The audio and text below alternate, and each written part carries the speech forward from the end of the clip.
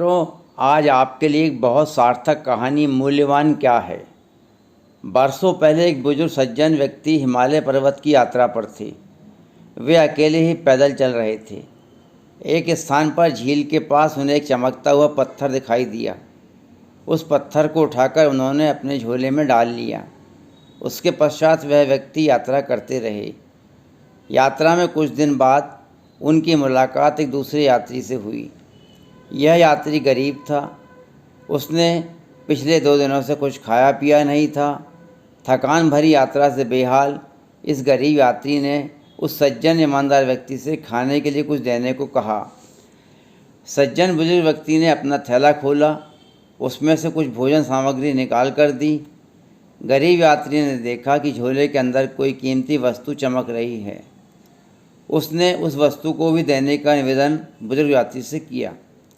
सज्जन बुजुर्ग व्यक्ति ने बिना अधिक विचार किए वह कीमती पत्थर उस गरीब यात्री को दे दिया।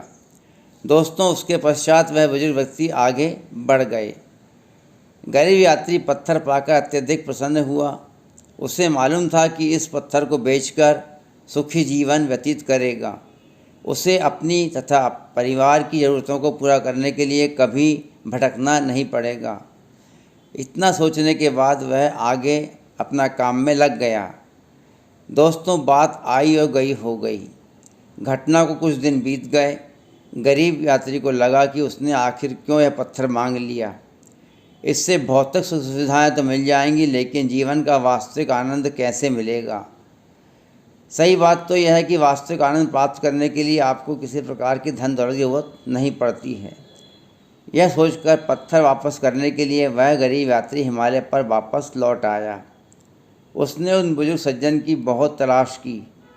लोगों से पूछा, जिन रास्तों से वह तथा सज्जन गए थे वहाँ छानबीन की।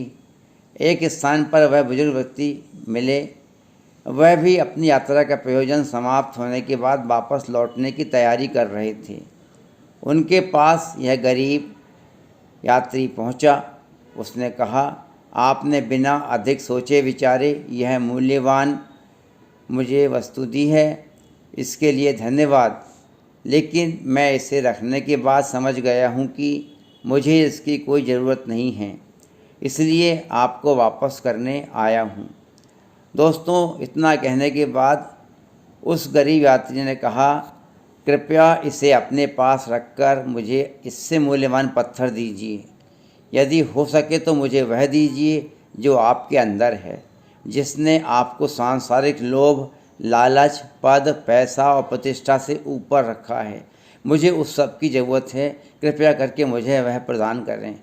दोस्तों, कहानी से शिक्षा मिलती है कि हमें पद, पैसा तथा प्रतिष्ठा का घमंड नहीं करना चाहिए। उदार बने, दूसरों को सुखी बनाने में मदद करें। आपका जीवन भौतिक आकर्षण से अधिक मूल्यवान है।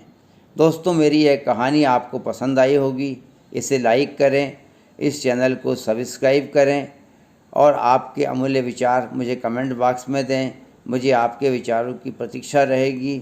मैं देखना चाहूँगा कि आपके विचार मेरे लिए कितने उपयोगी हैं। धन्यवाद।